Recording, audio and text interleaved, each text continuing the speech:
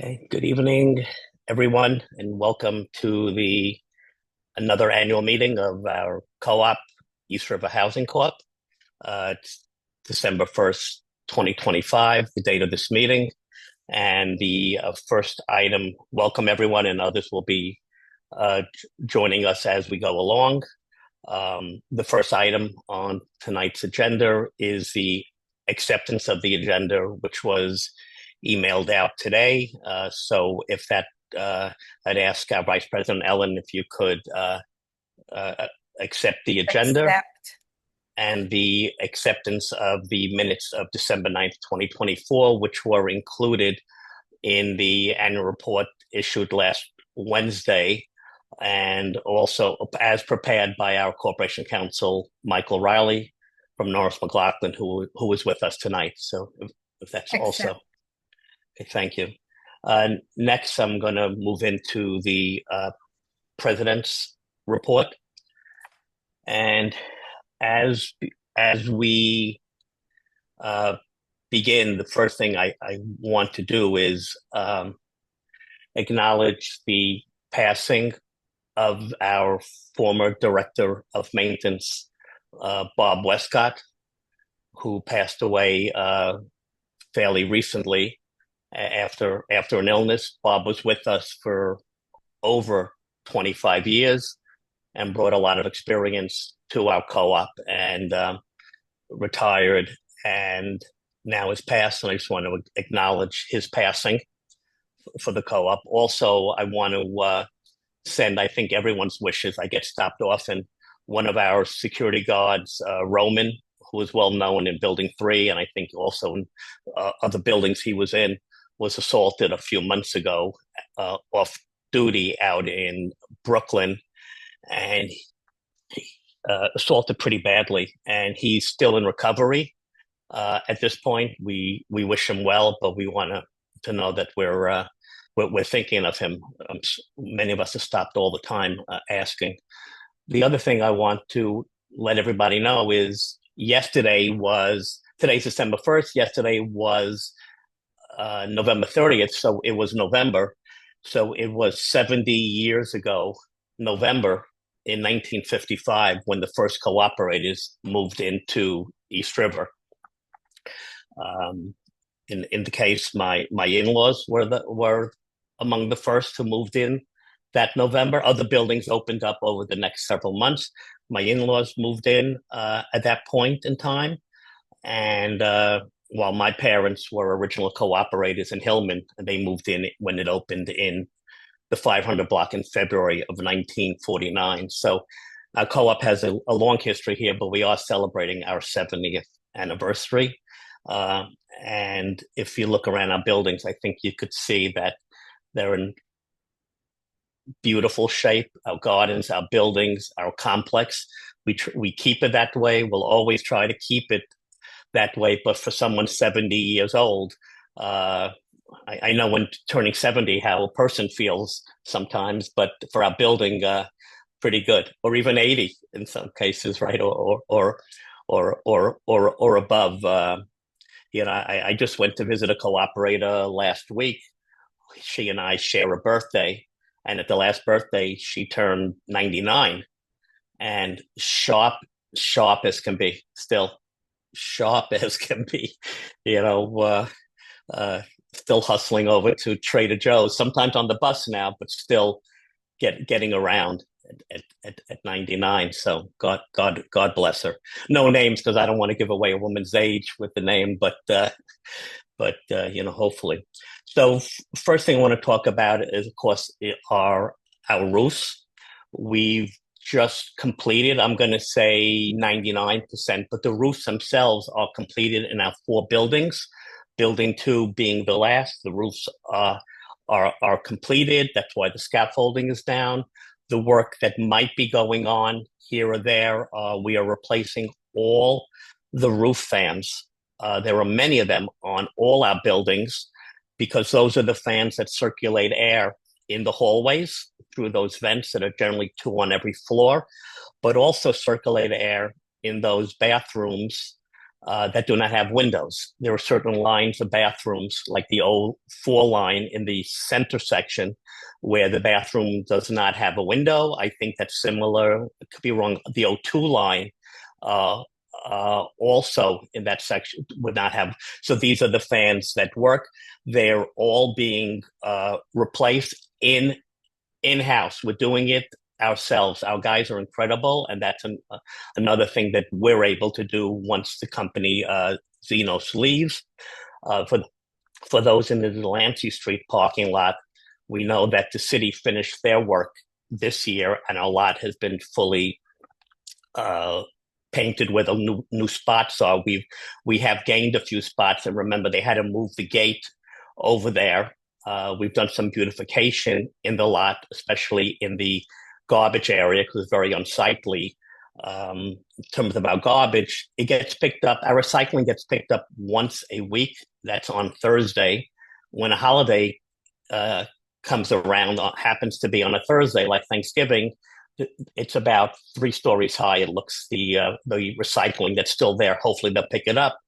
Even when there's a holiday on another day of the week, it tends to throw up the schedule. But just keep coming with the recycling. You know, our guys are bagging it, and it's out there. Um, the Also though in the parking lot right outside the Atlantic Street parking lot, as people can notice, the city is doing a lot of work on the sewer reconveyance. There's pile driving going on every day. Noise is pretty bad. The noise that we hear. Um, but remember that the city's original plan was to do that work within our parking lot. We started fighting this back in 2014. So it's 11 years ago that we started meeting with the city, many meetings in the community. And remember, there was a point where they wanted to put that overpass and bring it in front of Building 4, which would have meant that emergency vehicles would not have been able to access the building where seconds matter. So we fought that, and now it's on Delancey Street. We may have the noise, but you can imagine if you see the scope of that, what it would have been in our parking lot where they originally said we might lose 40, 50 spots for 18 months. It looks like it would have been easily half the lot. There are huge cranes and other equipment coming in. So we're happy. But while this is going on, we were in the process of recertifying the Delancey Street parking lot. The transponder stopped working. We had to buy a new transponder and new clickers at a cost of about $13,000 total, and that gave us an opportunity to recertify the lot after a while. Our ultimate goal is everyone be recertified, and if they can't be recertified, well then perhaps a good number of spots become available to go to the next cooperators on the list, people who've waited for those spots. They will be given out once the recertification is over. It's still going on. There are a decent number of people who've not come in. I have to suspect that those people might be people who are having issues of how to recertify, because it's a very simple way to recertify your car. And if you haven't come in, it's pretty straightforward. You bring in your original copies of your driver's license and your registration. Your registration must be in the name of a stockholder only. If some people have come in where they're married, only one spouse is on the stock. It's a simple solution. You can go down to motor vehicle and add your partner, your spouse, to your registration, and then everything is okay. As long as it's in the name of a stockholder of the car that you have. Those that ultimately won't be able to recertify, or cars that perhaps, I know there's one car in the lot that still looks in great shape, but seems to be abandoned with old registration. Those cars will eventually be booted, towed, and cooperators waiting are going to get spots.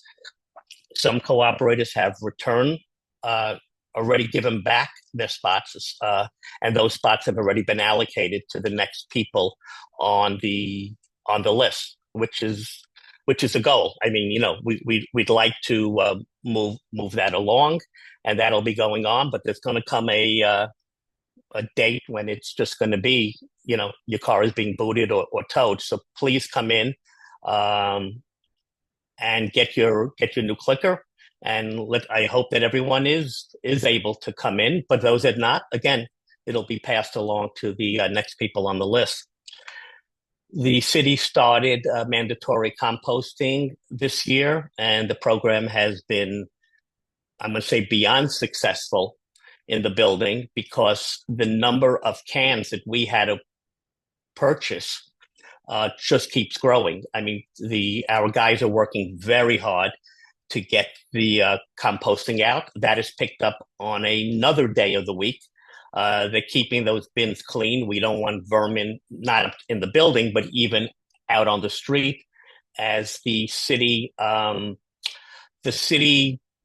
pile driving, when it shakes up the ground, also shakes up certain vermin who might be living under the ground and nearby, and where we try to be on top of that.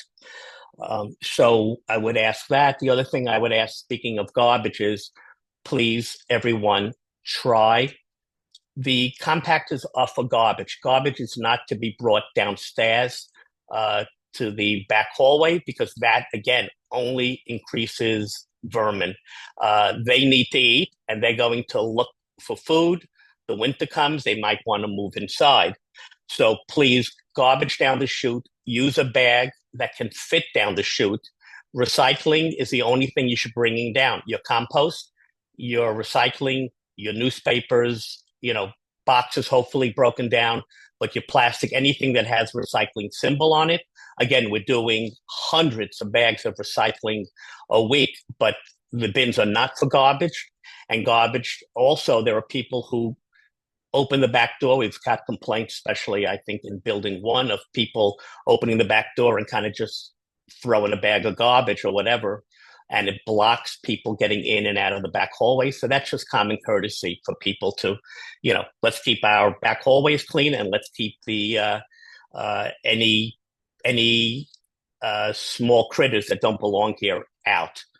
And we can all cooperate in that way. Turning to our financial report, I think the first thing that I would want to note, and this happens every year, is that it's very difficult for a co-op, and I consider us still a middle income co-op. Our cooperatives range from seniors, and I want to say my 99-year-old friend is not the oldest cooperator that I know in the co-ops. She just happens to have had a birthday recently. So we range from seniors down to young families in the building, and all kinds of economic status.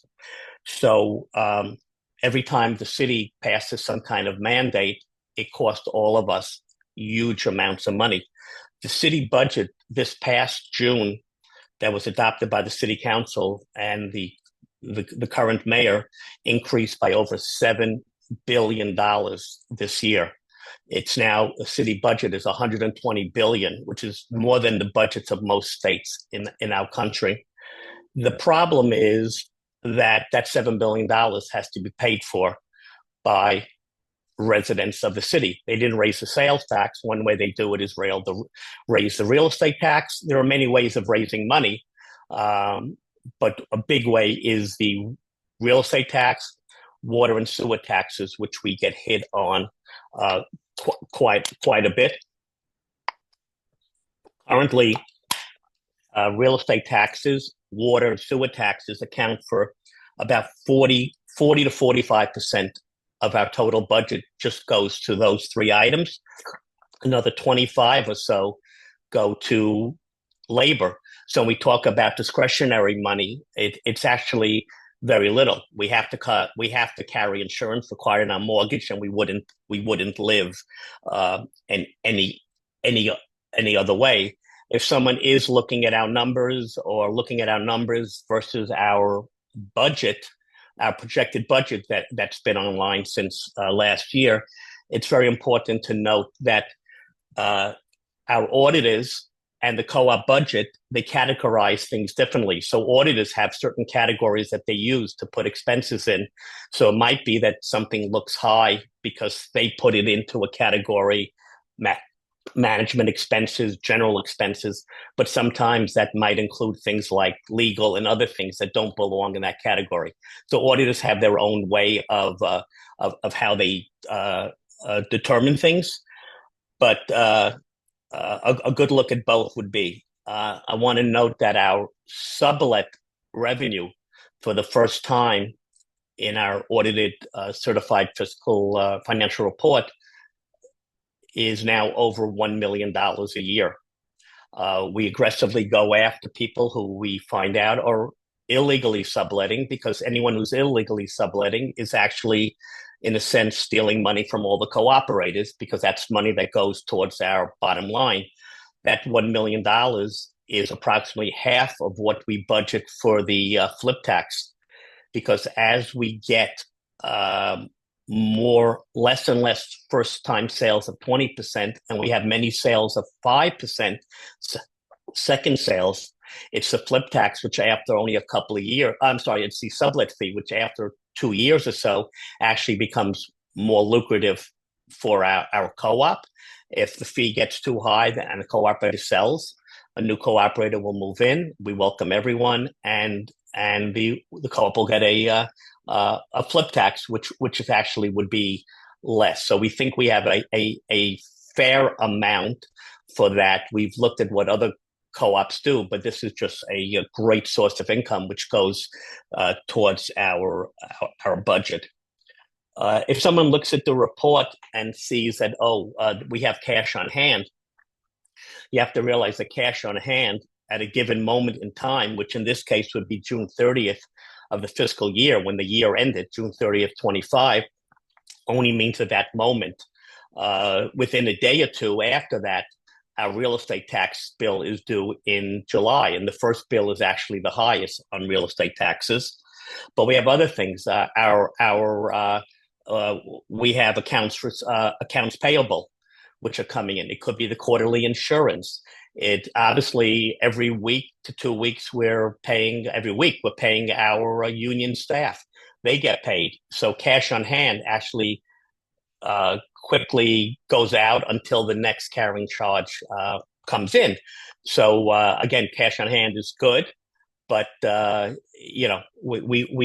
goal is always to balance our budget with the understanding that even when you see an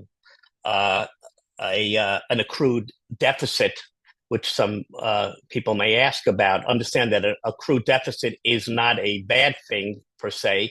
It's an accounting, to some extent, principle that is there. It would only matter if a business was going out of business, but in an ongoing business, it doesn't matter. Similar, perhaps, to a deficit the government has, but we're nowhere near there. We have a small deficit, and of course, percentage of that, of course, is depreciation, which is also an accounting principle, which is always allowed. In terms of insurance, our insurance has gone up 11% this year.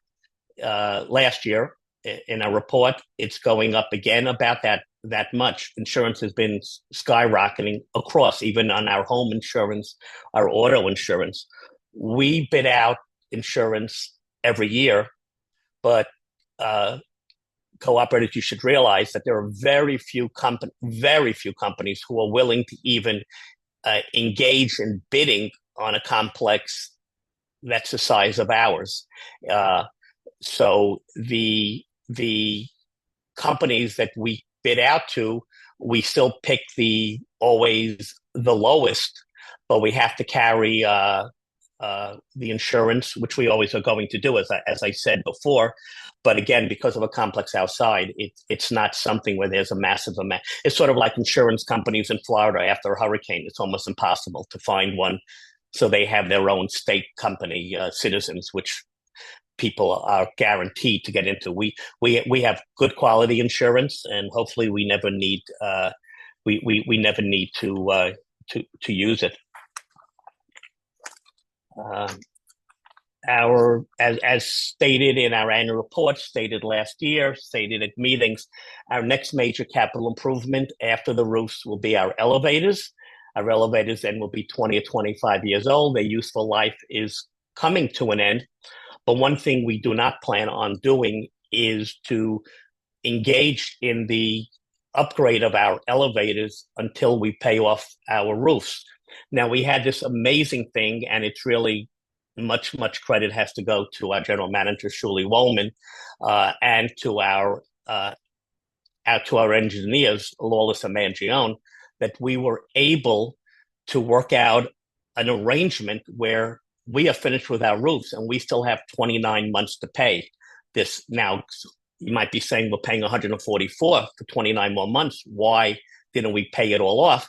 But then it would have been what, an amount of maybe $400 a month, an apartment. So it just wasn't, I don't have the exact number, but it just wasn't feasible. This was a way that the company is floating something like $7 million already, because the whole job, which is $10 million, is done.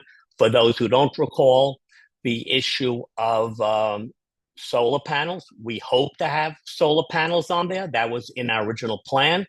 But when the engineers got done with the figuring everything out, there was a payback of 24 minimum years to get what we were going to put, the millions we were going to put in for solar. It was 24-year payback, and that was not feasible because during that time, we don't know whether city mandates, city laws change, and also the general maintenance on those solar panels, which perhaps have a certain life. And not only that, but also perhaps damaged in storms and weather related. So solar did not work for us. A payback in the range of 10 or less years, obviously, would be very feasible. One thing that we do is we bid out every large contract is bid out. We really, in management, the board, we don't get involved in the bidding out of the contracts. That is handled by our corporation counsel, who open the solicit the bids, open the sealed bids, and they're the ones who then generally it goes to the low bidder in almost all cases, as long as they are a valid company. And then if any negotiations can go on, our manager takes over there and gets those prices reduced. Some of the questions that have come in came in a day late, 2 days late, 3 days late. So really, a deadline is a deadline. But I want to, in different ways, I've entertained some of them in my report. And one is maybe a misunderstanding where someone said they thought that Hillman owed us over $1 million. It shows on the books. But actually, that's not the case. Until we came to an agreement with Hillman, there was money in dispute between us and Hillman. All of our outstanding issues have been resolved amicably between East River and Hillman. We actually have a good working relationship. A few weeks ago, Hillman hired a new general manager. They go through many general managers over at Hillman. We wish them luck. But Shuli took the new general manager and assistant general manager around on a tour of our boiler room and our complex. And it was unsolicited. They just came out and said that they were amazed how beautiful our grounds were, our buildings, and the way and the condition that they were in. So we're thankful for that, for those comments. But we, again, have a good working relationship.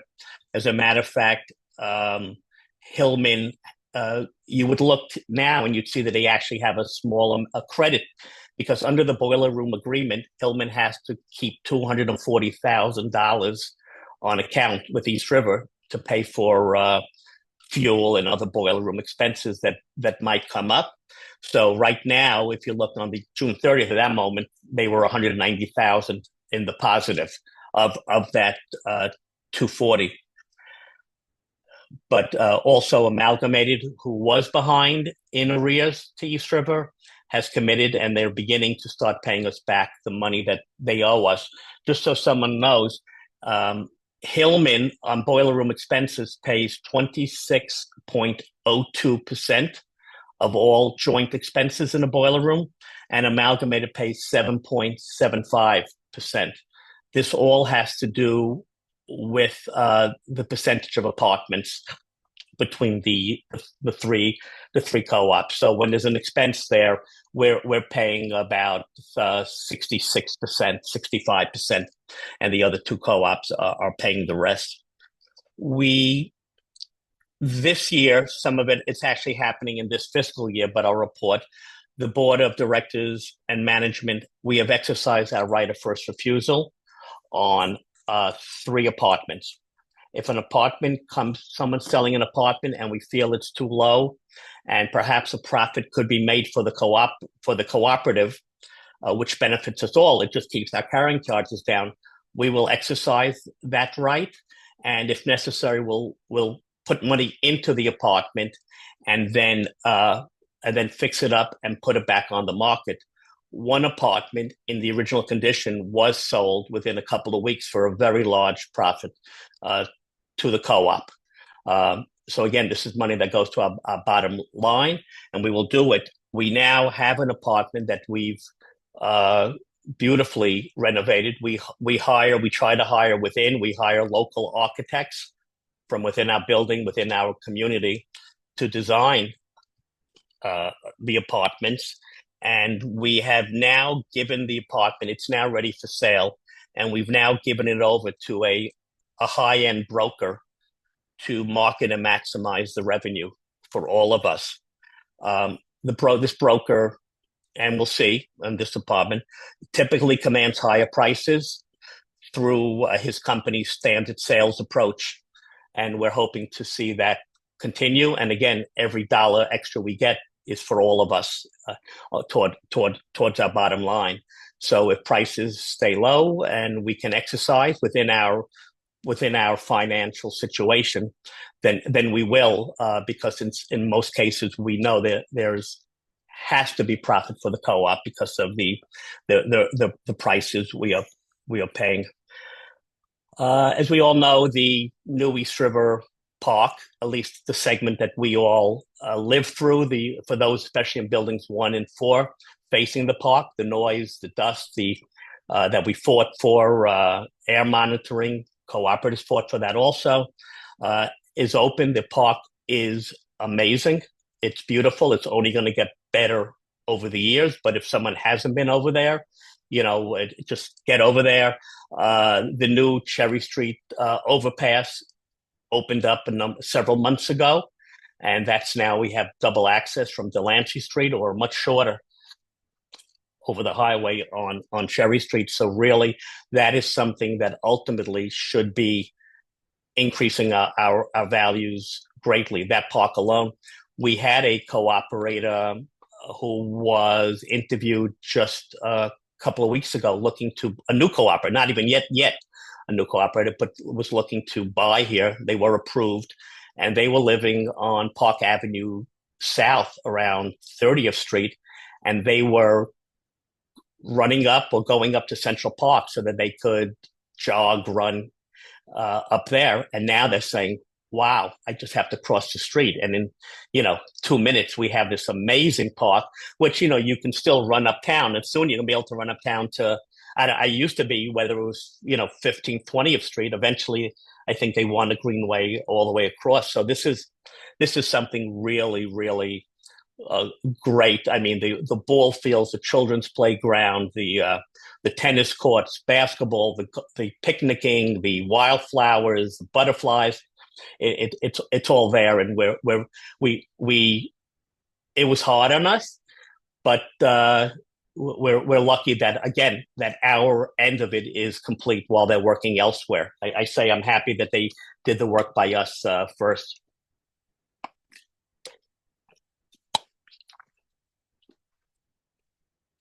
I want to talk about, and I'm going to turn this over to Shuli in a second.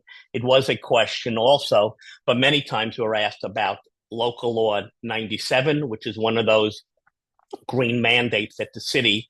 And there's a saying in the cooperative movement, Ed Yeager, who's really one of the leaders for many years in the cooperative movement, always says that when the city passes green laws, the green they want is our green, meaning our money.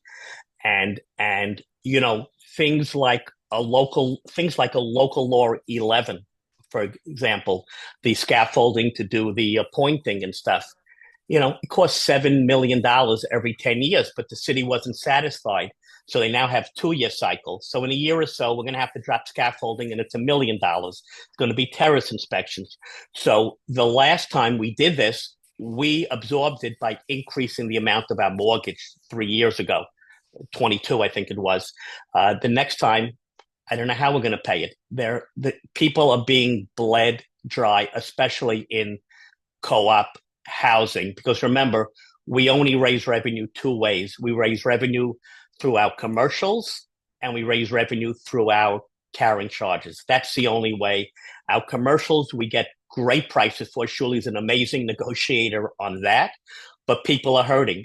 Every one of our commercials is rented, and that is great that everyone is rented, but there's also a limit to what places can afford to pay. So it comes out of our carrying charge. So these mandates throughout the city are just very, very hurtful.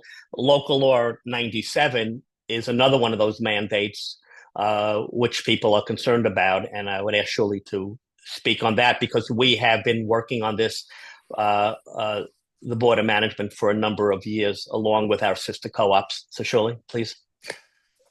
Good evening. How are you? As East River Housing remains in total compliance with New York City's greener, greater building requirements. There are a bunch of local laws, Local Law 84, Local Law 87, Local Law 97, Local Law 88, and Local Law 95, which are all green initiatives set forth by New York City, and we are in full compliance.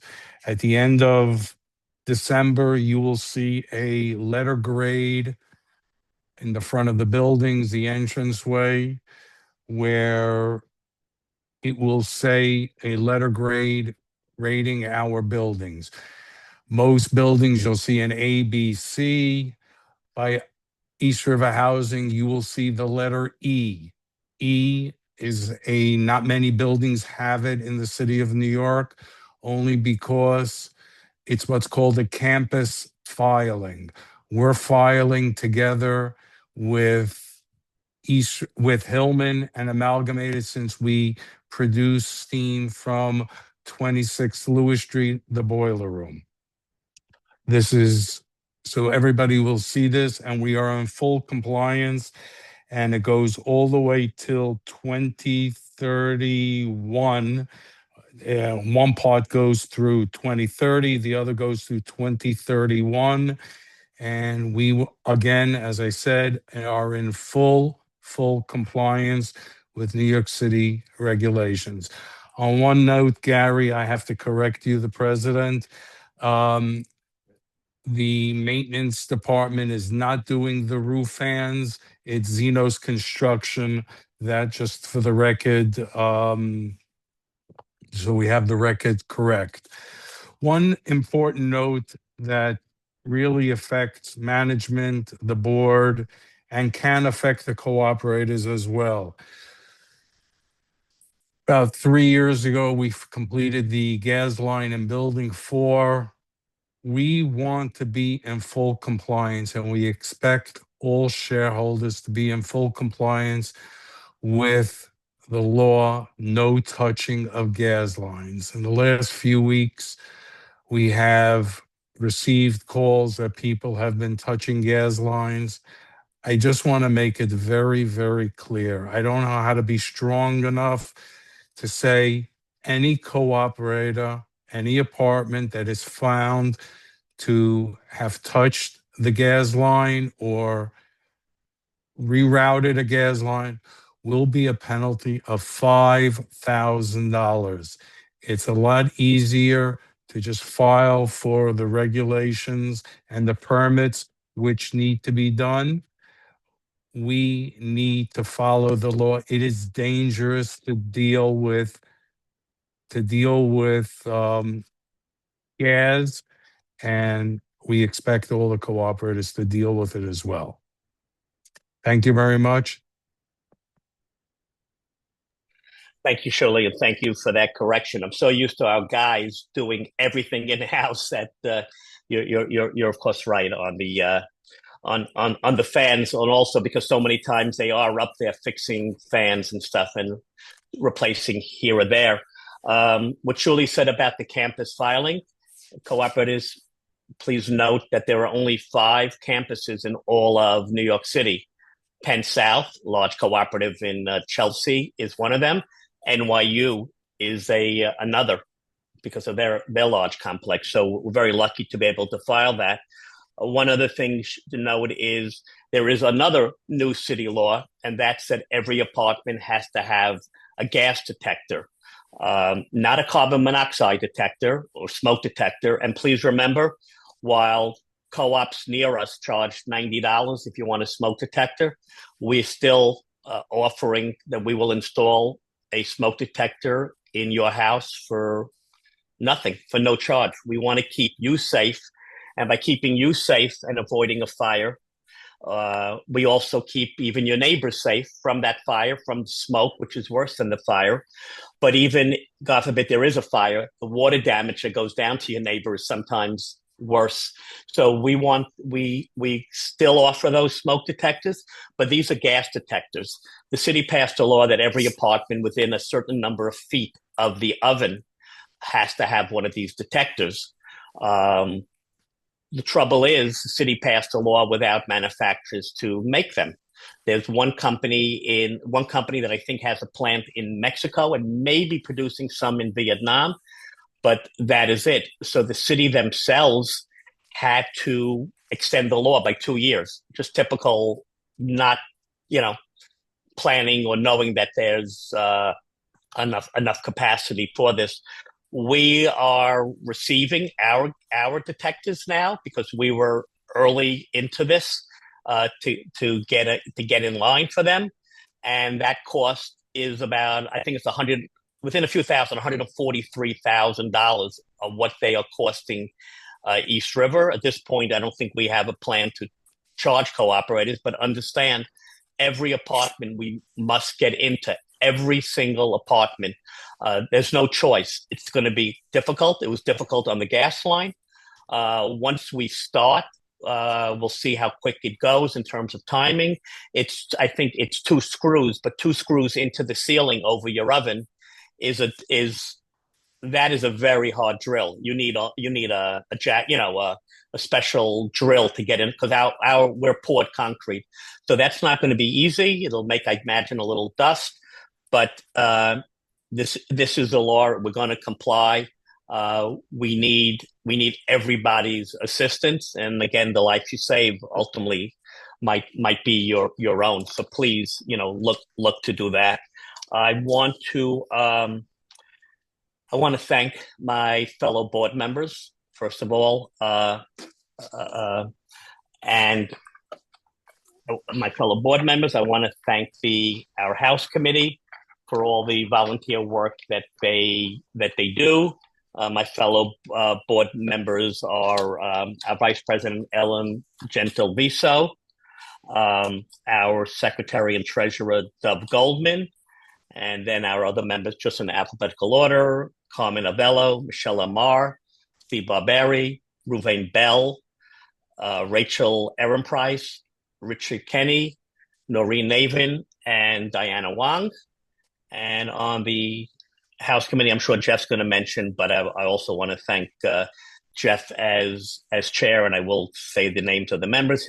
His vice chair is Anthony Brownie. Christine Alaferis is the secretary, and the other members, some will be, I guess, retiring after the meeting tonight, and even board members, depending on the election results, of course. Sam Amer, Diane Lederman, Ellen Renstrom, Christine Vasquez, Cheryl David, Carol Okalika, Mary Sheridan, and recently appointed Eric Vanetsky. So on behalf of the board, thank you all for that. I want to thank our really superb management staff. We have a very, very small management office.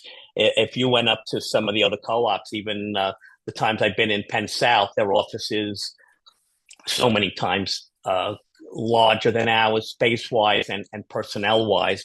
And we really do a lot within a small contained office.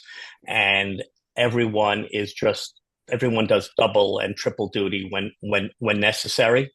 And just a great staff, again, led by Shuli, our controller, Saul Wennick, Elliot, Deneen, Shifra, Kayla, Moshe.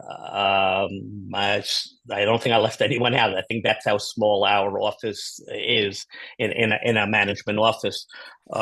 Again, special thanks to our Jimmy Ritchie and our boiler team. It's heating season now. We were just talking with Jimmy. We have meetings all the time, Shuli and I today, and I think we haven't received any heat complaints. Of course, if people are cold, let us know. I know there are people who are hot, but you can always shut off the radiator. But we want to keep people comfortable. Our maintenance staff, led by Eddie Velasquez, who succeeded Bob Westcott, they are incredible. The work that they do in-house is beyond compare. I mean, we did the Madison Street parking lot, a fence, cooperators' cars. Some of them had been vandalized. People thought it was a pass through to Cherry Street.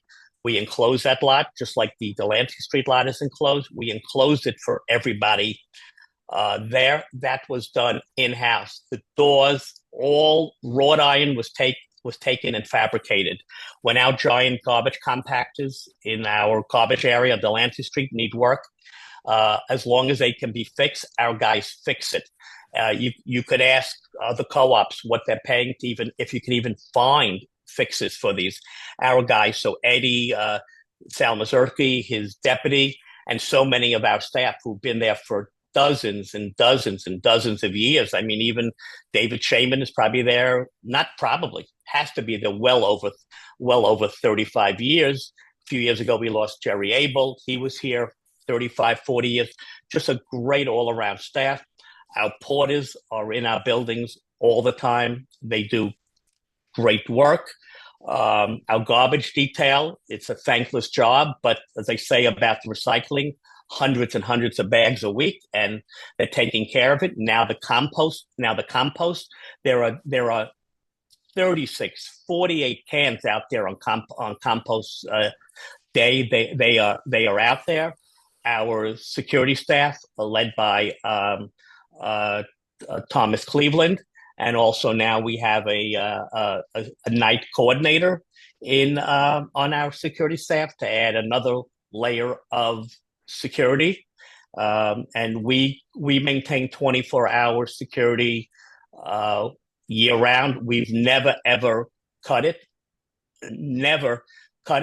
Other co-ops in our area have cut security. There are blocks that go unattended for hours at a time. We don't believe in that. We believe in the safety of our cooperators. So we thank them for that. So all of our staff is just a great union staff. And when they get union negotiated raises, that's something that they deserve because that's what they union negotiated. And we're fully a union shop and stuff. I think I'll come back a little later, but I think now I'd like to turn it over to our House Committee Chair, Jeff Super, to give a report on behalf of the House Committee. So thank you, everybody.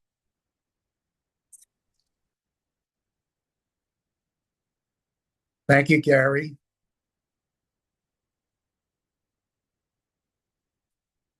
The House Committee, of course, is a long-standing East River tradition. 11 cooperators elected by their neighbors whose primary mission is to focus on the quality of life at East River. We serve in an advisory capacity to the board and management and try to represent the views and concerns of our fellow cooperators.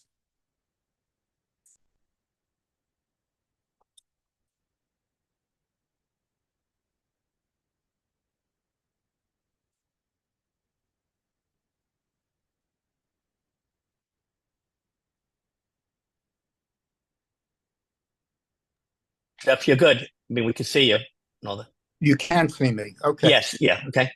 Okay. Thank you. Sorry, I thought there was an issue.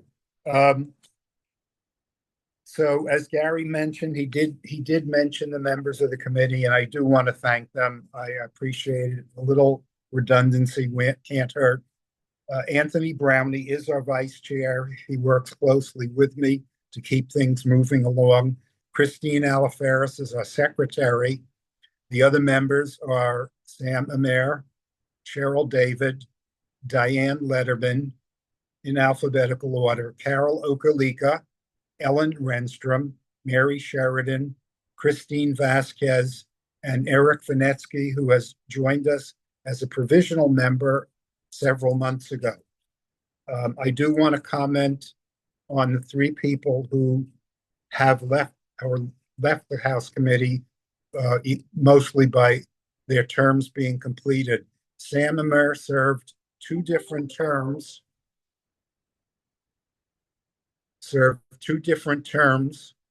6 years, and was a tremendous help to us in focusing on security because she is an expert in that area.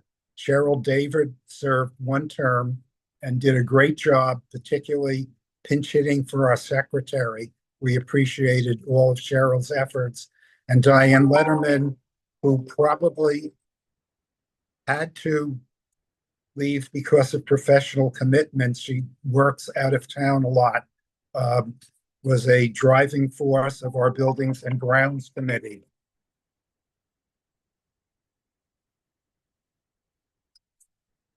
The House Committee meets on a monthly basis, and in addition, members participate in 3 ongoing committees by which we break out our work. The biggest of these is the Buildings and Grounds Committee, and that's being led by Ellen Renstrom. Our main focus for this year was a review of East River's grounds and exterior doors and entrances. Recommendations being presented to management. Another highlight of this year was the Daffodil Planting Initiative. This program was identified by Ellen and Mary, and they, along with Anthony, obtained over 700 bulbs at no charge. Anthony was able to organize 2 sessions that involved 25 residents as volunteers. We all had a great time planting these bulbs in 2 different areas of our gardens. We keep our fingers crossed and patiently wait till the spring, and hopefully we will see these blooming. Another focus of the Buildings and Grounds group was the composting program that Gary talked about. We did review this with management and were able to provide information to residents through our newsletter. We have talked with Eddie Velasquez, our maintenance, director of maintenance, about the program. He, as Gary mentioned, feels that it's been very successful, and he's indicated that it has reduced our garbage by an estimate of 50%. So we think that's a tremendous achievement. Another committee we call our Community Initiatives Committee. This is headed by Christine Vasquez. Christine and occasionally other members of the committee regularly attend the 7th Precinct Community Council meetings. These are open to all residents, and I would encourage anybody who's interested in what's happening in the neighborhood, particularly in terms of crime and safety, can attend these meetings. I believe they're held usually on the 2nd Wednesday of the month at the 7th Precinct. Members will also attend Community Board 3 meetings, particularly when we see matters that may be particularly relevant to East River. And, particularly the Transportation and Parks Committee. Gary has talked about the amazing work that's been done in East River Park. And many of our members did attend these meetings earlier in the process and, campaign for some of the things that we are seeing the results of now. And our last committee, we call our Communications Committee, and that's headed by Anthony. Of course, this committee does produce a periodic newsletter. And I want to, of course, in addition to members working on that newsletter, we do get help from two other cooperators who aren't members of the committee, and I want to thank them. Susan Levinson is our editor-in-chief. Her sharp eye makes sure that we don't have any embarrassing misspellings or terrible grammar. And the newsletter is put together by David Flaherty, a very talented graphic artist who lives at East River. David also helps us with the flyers that are used to announce activities that the House Committee conducts, also under Tony's guidance. First of these, of course, is the Ice Cream Social, which we look forward to doing usually at the end of June or early July, kick off the summer. It's always well attended. We invite everybody to come, share their thoughts with us. That's how we can function when we get your ideas. And in addition, the committee usually does a lobby social. Last year, we did this in Building 4. Probably this year, we'll turn to the other side of Grand Street, do it in Building 1 or 2. I also want to acknowledge and thank our board president, Gary, because his accessibility to me is very important to help ensure that we can work on a collaborative basis. And I would be remiss if I did not mention the outstanding cooperation and assistance of our Assistant General Manager, Elliot Kaplan, who was always there to share any of the things that we bring to him, tell us what's going on, and work together with us. And in that same vein, Eddie Velasquez, our maintenance director, has been outstanding in following up on anything that we bring to his attention. The last thing I would mention, very important, is we depend on the input from cooperators.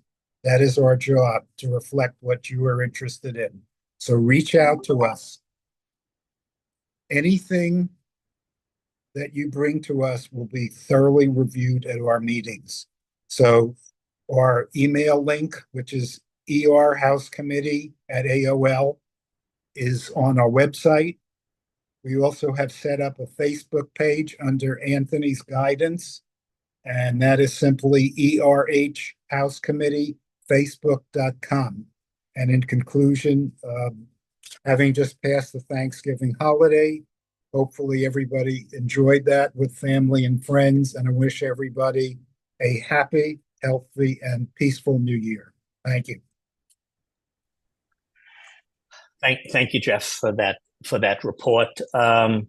As Jeff mentioned, again, I want to note our assistant general manager and really our director of sales, Elliot Kaplan, who is our point person with cooperators on many issues that are written to management, meeting with cooperators and answering the questions and making sure our meetings run right and our website runs right and all that. And Elliot is just a great asset and an expert of that.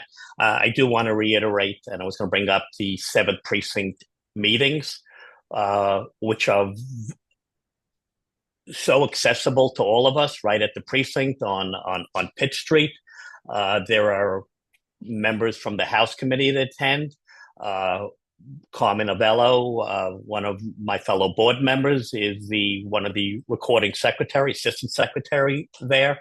Richie Kenny goes to the meetings. They're very, very interesting. It's a good way of getting to even meet your neighbors from different part of our precinct, which is a you know, covers many areas. It's just a great uh, area. Our vice president is involved with the New York Power Partnership, which is also a group that we got involved with more than 5 years ago, it seems. And Valentina Jones, I think, and she's also always at the meeting, and everything is very cooperative. So at the meetings, we often have Carmen, Richard Kenny, myself, as Jeff mentioned, Christine, Sam Amar. I want to note our Lee Berman, who's our state committee elected rep. He is also at the meetings all the time. We're Some of us, between he and I, we're often raising questions of the captain, and if any elected officials should come, we don't let them get away without uh, questions of concern for our community. We've recently learned, and I don't know if it's still the case, but that while the Target and the Trader Joe area was a number three at one point crime hotspot in our precinct, when it comes to things like petty theft, other crimes might be worse. The illegal pot shops on Delancey Street and other stuff, and the issues around then. But in terms of petty theft, there was a point, and I don't know if they're still number one, but I was told that the Target and Trader Joe's were the number one petty theft site in all of New York City, which just says how amazing and how great we are down on our end of Grand Street. We're in our own little village here. And it is, we are a little removed from other places, but yet we have 3 buses that stop at our door. We have a ferry system that actually next week, the ferry schedule will be changing. So people use the ferry, and the ferries are very popular. There will be new stops added. Some people have already said they're not happy that Dumbo in Brooklyn, which was a great stop before it got to Wall Street, is being removed. You'd have to change. But now you could take one stop ferry up to 34th Street on the east side. So there's you lose a stop, you gain a stop, but it's an amazing thing to have the ferry right at our door. And with the new Cherry Street overpass, it's just seconds, literally minutes away on a tight schedule. Before I come back, I'd like to now call upon, I'm sorry. First, to call upon our election chair, Ellen Gentaviso, who's going to list the names of the candidates in tonight's election for the board of directors and for the House committee. So, Ellen, please. Gary, hi. Fellow cooperators, hi. I am going to list the names of the candidates for the board of directors. We have 3 open positions, and we have 4 candidates. Many of you attended the Meet the Candidates night, which we hope was very informative. Running for the board in alphabetical order are Gary Altman, Carmen Alvello, Michael Cohn, and Rachel Ehrenpreis. Gary, I apologize, but I did not know that I was going to be announcing the House committee candidates. So Jeff, if you wouldn't mind, would you please be able to do that? If not, I have it here. So, okay. I have the list. It's on the agenda. So it's Deborah Breeding, Anthony Brownie, the vice chair, and Eric Vanetsky. So there are 3 candidates for the House committee. So at this point, I'm going to turn it over to our corporation counsel, Michael Riley, to do what he does every year at our meeting. Hey, good evening, everybody. It's a pleasure again of ours to work with your corporation throughout the year on various matters that come up, from whether it's working on the closings with your new shareholders, changes to people's ownership structure, trust transfers, and also any contracts that we may assist. And we're always a resource to the board of directors for corporate compliance matters and also anything transactional. So thank you. It's an honor. It's been a long time working with you, and our pleasure. As for the annual meeting process, I have good news. Our mailboxes have been inundated with ballots, therefore, and we have reached quorum. So thank you for everyone who has participated. Tomorrow, we will work on processing the election, um, and the results will be announced by the end of the day tomorrow. We'll produce an election certification, and we will just be counting the board members, the House committee, all the people that were running are actually will be, once the process is completed, as House committee members, because there's no challengers. They will all be on the board, on the committee by acclamation. So so that's good news. One last thing to count, but we will proceed again with the election. We'll produce our certification, and we'll have an update by the end of the day on who the winners of the 3 seats are. So again, thank you. Thank you, Michael. Norris McLaughlin, and before that, their name was Zolden Brandwin. Before they merged, have been the corporate attorneys for East River for, I imagine, 6, 7 decades and stuff. They go back to the labor leaders who built our co-ops.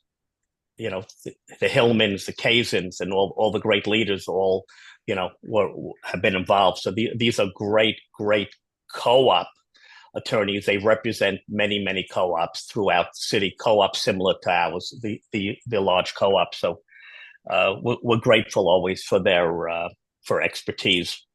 Before we get to the questions, which we'll begin in I'll be reading them in a couple of minutes. Again, I'm going to speak on, it came in as a question. I don't know if it's a timely question or not, but I'm going to speak again on congestion pricing, because although it's in the annual report, we have been asked by someone, I guess, who perhaps is in favor of congestion pricing about our stance. And just so people know, the board we're not always unanimous on every issue, but we are unanimous in fighting congestion pricing because it's an affront to the people of our neighborhood. It's a disgrace to those who live here in our neighborhood because we live in the zone. We are not entering the zone. As a matter of fact, the funny part about it is, as long as we stay in the zone, we could take 100 cars and block every street of traffic. We would never do it. But I'm just saying, people in the zone can be in the zone and be there. But for us to come home, and our parking lot one of our parking lots touches the zone, and to have to pay. So for those who think, oh, it's great because it's reducing pollution or traffic, are you also fighting for the people in East Harlem, in Kew Gardens, in Brownsville, in the South Bronx, in Flatbush?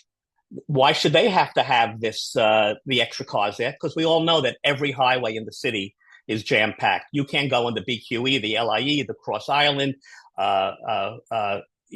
There's no highway that isn't packed, but we have to pay to come home. So God forbid we have cooperators who need chemotherapy, and they're going to Sloan Kettering, premier hospital, above the zone. No, I'm sorry, you can't take public transportation to go for your chemo always, right? And you can't just say, I'm going to hop in not everybody can afford that. You have to pay. You have children, you have grandchildren. They're giving birth at New York Cornell, above the zone. Mount Sinai, above the zone. Tell your 9-month-old daughter-in-law that she should get on the train.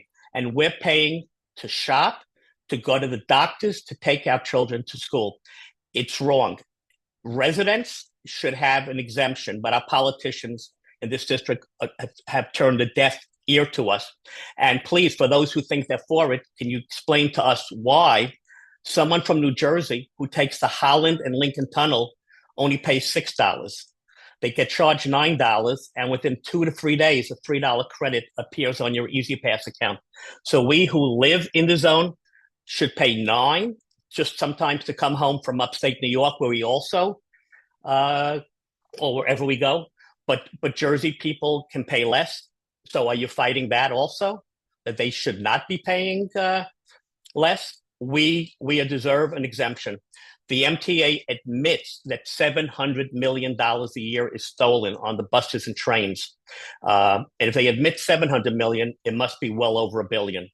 Look, we all take the buses, and we see who pays. I see a few more people paying in recent months, I think because there are inspectors back on especially on the the M15. But you just sit there and just people walk on, and they're not paying. So we should be paying. And what's really in the front is that soon after congestion pricing started, Governor Hochul took a ride on the M14 bus. She took reporters with her. The reporters are not too smart. I'm sorry to say, there are no more Jimmy Breslins and Pete Hamels and the old investigative reporters. She took them on the M14 bus across 14th Street and said to them, "Look at how quick the buses are moving. This is because of congestion pricing. There's no traffic."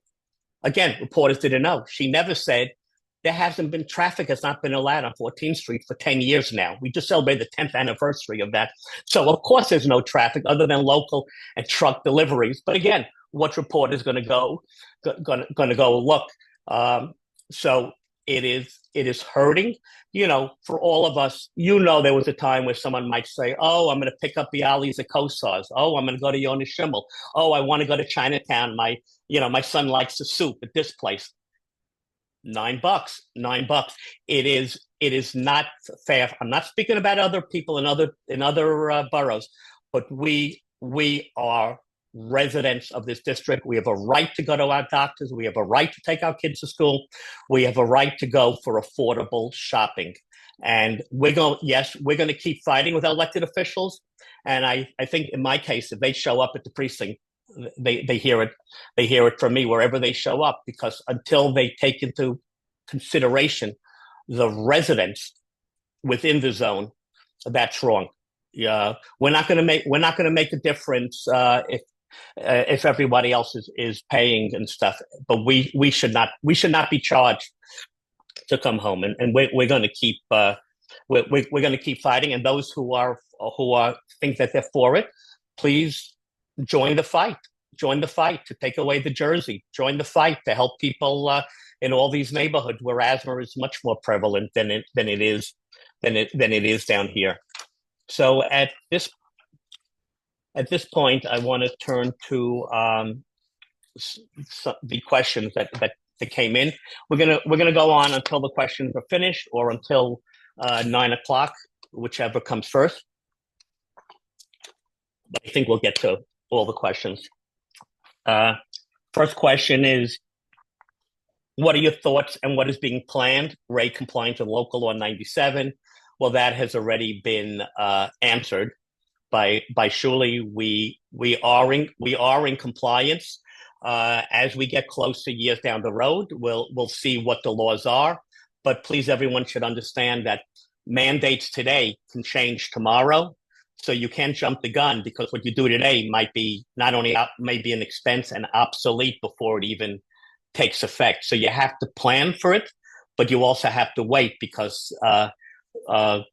again, these mandates, banning gas stoves, which wouldn't really affect us because it's not even possible in a building like ours. But there's not the grid for it. So again, laws are passed here and there, but we're on top of that. Another question is, please do not revive the idea of putting a park on the roof because of security, privacy, noise. Just so you know, roof decks, which we just spent almost $10 million on our roofs. We are not putting anything on our white roofs. White roofs are code. They keep our buildings nice and cool. So we are not putting anything that's going to damage our $10 million investment. But understand, roof decks, even where they appear in some buildings, are buildings that don't have park space. It's buildings that don't have outdoor space. We have two extensive parks. Besides these river parks, we have two of our own parks, countless benches, playgrounds for our kids, green places, people picnic there. So we have all that. A building uptown can put a roof deck because they're the asphalt jungle. They're just on they're just concrete. So we will not be doing it. Besides which, for security reasons, all our roof doors are alarmed, and and videotape. So we're not going to damage our investment that we hope to have for 30 years, just like we had the last roof. The next question, and then I'm going to turn it over for Ellen to respond, has to do with could you consider breaking down the schedule and cost of renting the community room?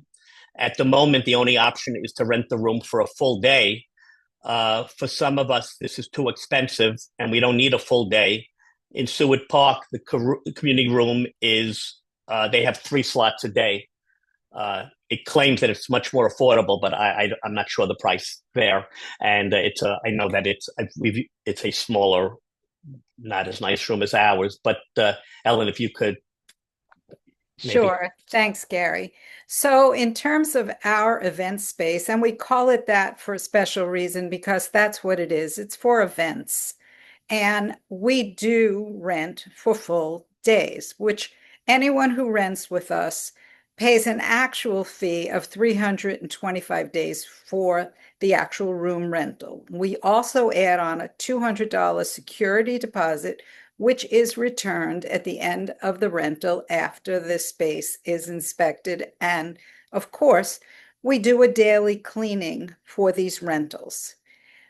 We find that our cooperators who rent are very pleased with the rental situation. They get the key, if not rented the day before, that the evening before their rental, and they have access to that room to decorate it as they wish, to have the setup of their banquet tables and chairs, which we provide at their request, and also to prepare whatever meals with our in-house kitchen if they wish to use it, prepare to heat meals and or put things in the fridge, getting themselves ready for various events, some of which are very elaborate.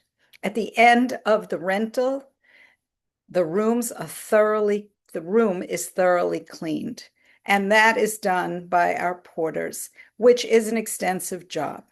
Therefore, at this point in time, we are not considering doing any hourly rentals, which would impede on the system we have. In terms of Seward, we are not aware nor in competition with what they provide, and we each have our own resources as well as our own systems for providing those. So therefore, I understand the question of the cooperator. However, the rental situation works very well. It provides access for cooperators to have very elaborate events and gives them the time to do what they wish with the room in a timely fashion. So that's available from 8 a.m. to 10 p.m. for a room rental, and $325 is a very reasonable fee. Thank you.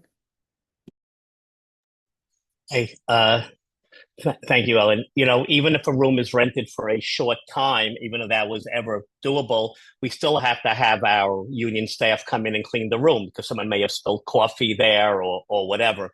So just to put it in perspective, a number of years ago, I don't know if it was 2, 3, 4 years ago, St. Augustine's Church on Henry Street, where many of us, if we early vote, that's our early vote polling site. So we've been down in their lower level. If you want, at that point, if you wanted to rent their room, it was $1,000, nothing refundable for 4 to 5 hours. If you went over, it was $150 an hour that you went over. And if you wanted to serve liquor, there was an additional fee charged. So at $3.25, and remember, we're also providing tables and chairs for you to set up as you want, and a full kitchen, refrigerator, oven, which you have the key to that room also. So it's a secure room if you're going to bring down some food. So we think it is fair, and especially for people who sometimes, there are people who rent it for the weekend. They actually pay sometimes Friday night and Saturday night for 2 different events, and they're paying the double. You don't get 2 days on it. just last weekend, someone had it rented Friday night, someone had it rented Saturday, and on Sunday, for those who attended, a cooperator, Arlene Robbins, had an art show. She's a very accomplished watercolor painter. Beautiful, beautiful work. And so that weekend, the co-op made $975 that way. That couldn't have worked if we were doing it any other way.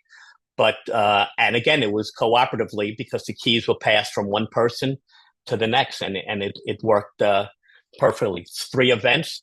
On Sunday, although Arlene's thing may have been 4 hours, she was able. I had stopped by to see if everything was okay.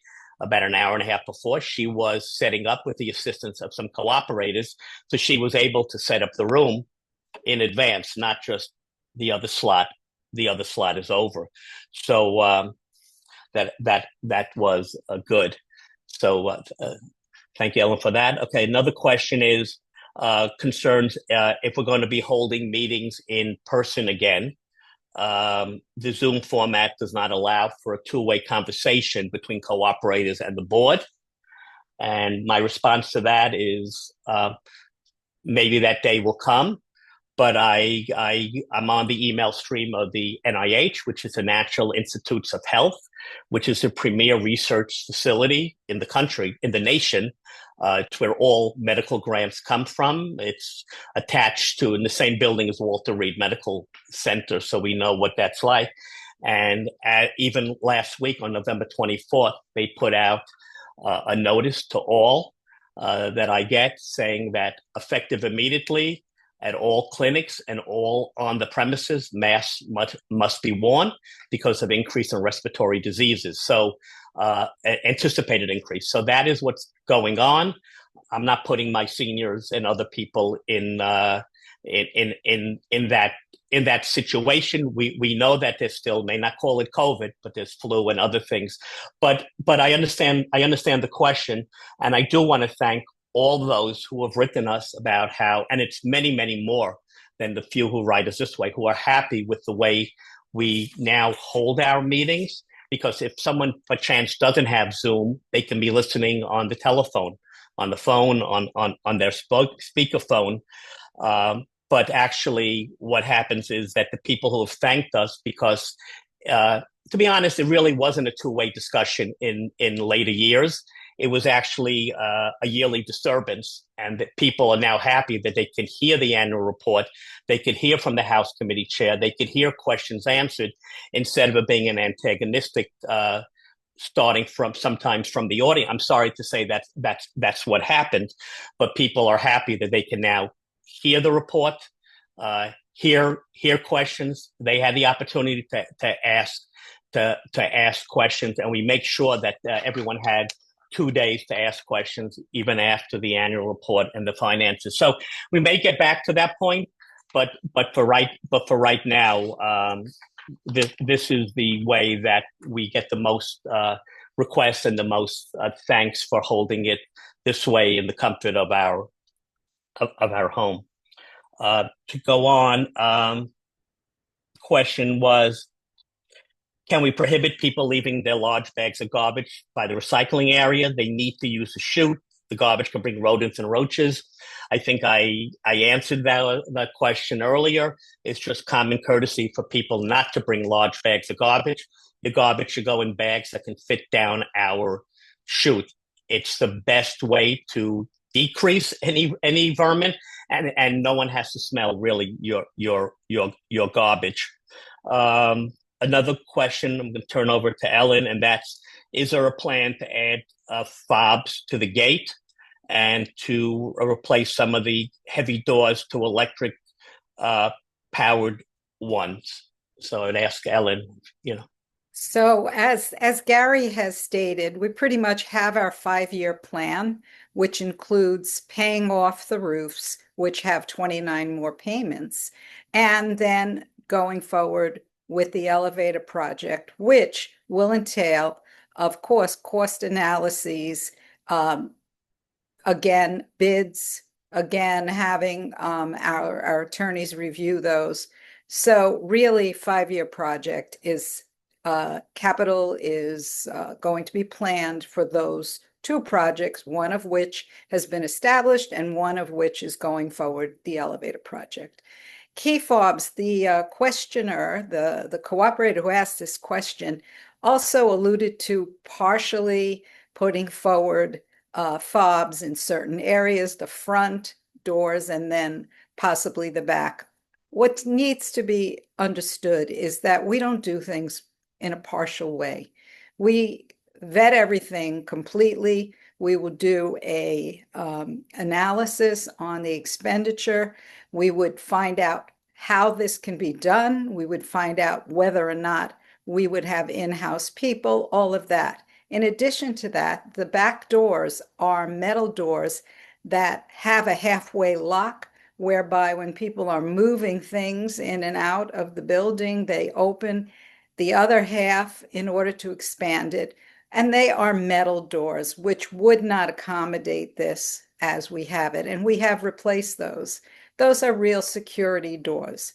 Now, in terms of the front doors, unfortunately, we have buildings that most people do not access the building through the front doors. When we talk about building 1 and we talk about building 4, side entrances and the gates are used. Finally, the cooperator who asked this question it was a little confusing because the cooperator put in that they don't mean the fob would automatically open the door.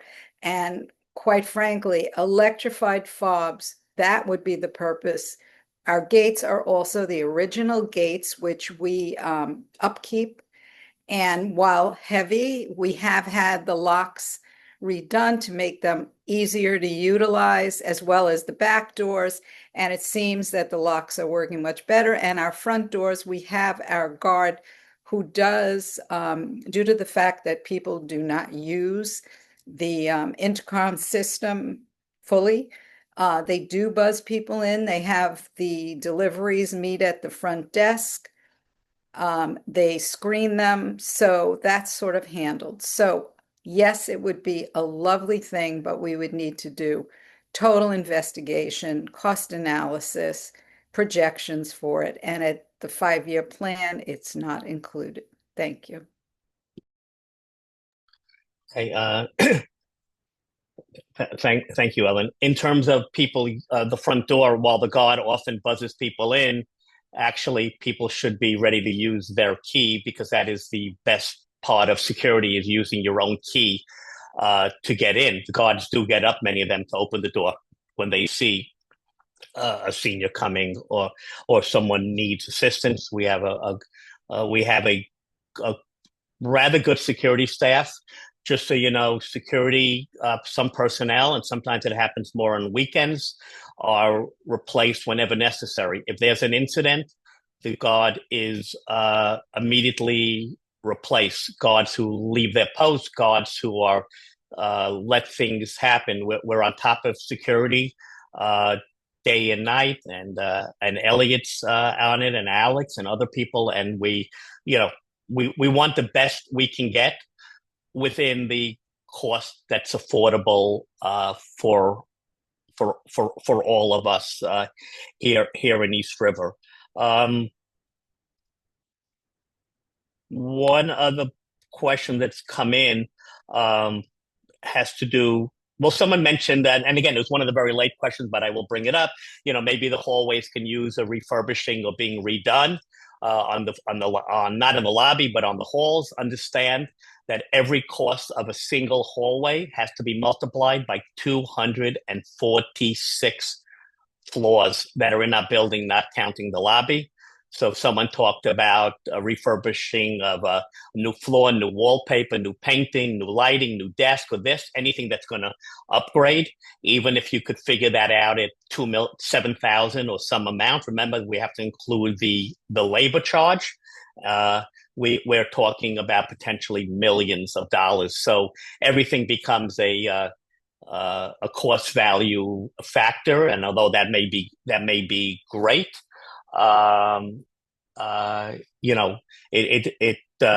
it's just not something that at this point we can entertain.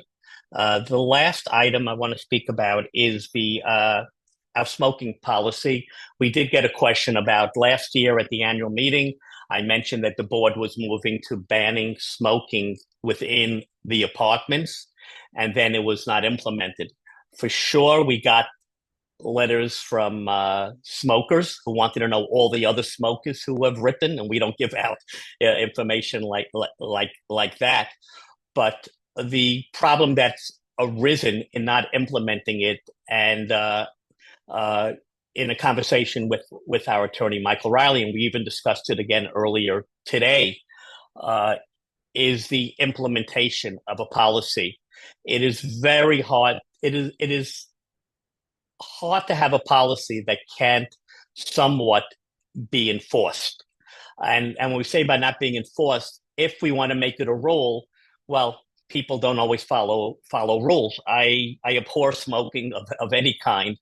I'm old enough to know when you sat in an office and the person next to you smoked like a chimney, and it was just it was terrible. Luckily, they've been banned in offices for many years, but for many of us, that was, wow, very, very unhealthy.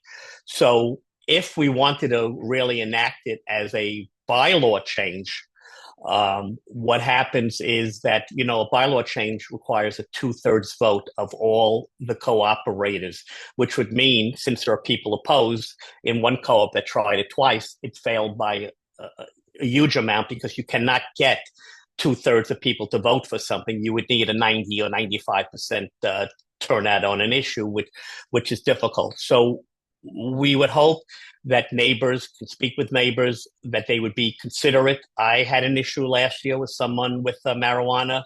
I spoke to the person. It wasn't on my floor, but a cooperator had come and just kind of asked, if you're not going to stop, could you, and it is legal now, can you at least not do it where it's going to seep into the hallway? Can you do it in a back room or something? The problem kind of has abated, actually, but it's a very difficult thing. The buildings that have tried to ban smoking are rental buildings where people who have a lease, if it ever gets enforced, they can not have their lease renewed, but it's very difficult. In a co-op, we would urge people, for your own health, to please don't smoke. Whatever you're smoking, there are alternatives. But I hope we can get to that point where we could do something that would be enforceable. But it's very hard to go into people's apartment. I can remember a situation, last story years ago, where someone thought that it was coming from a neighbor's house. The neighbor is doing this. This before it was, quote, legal. And the wind-up is that it was traced down 6 or 8 floors below, and it was, let's say, kids in the staircase, and it was seeping up to the upper floors and then coming under the under the door. So it's a very difficult thing. Again, wish everyone would be aware of that. It's not just you, but there are other people who are affected, and health-wise. So we hope people will be considerate, and if there gets a point where we can feel that it'll be true enforcement, okay, we will look at that again. But again, after speaking with our attorney, it just seems it's a little bit of a sticking point in a co-op.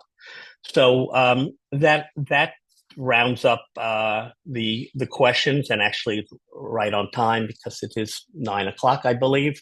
So I just want to thank everyone for attending tonight. Everyone should know that the office is always open, always available for anyone who needs any kind of assistance. It's in many cases it's a compassionate office. People have problems, they come into the office. There's always an attempt to resolve it and stuff. Shifra, Deneen, Taylor are very, very wonderful people to have at that desk. just wonderful. And please, everyone should have a healthy holiday season and a new year. And let's hope for good times always, and best of health to everyone. Thank you, and good night.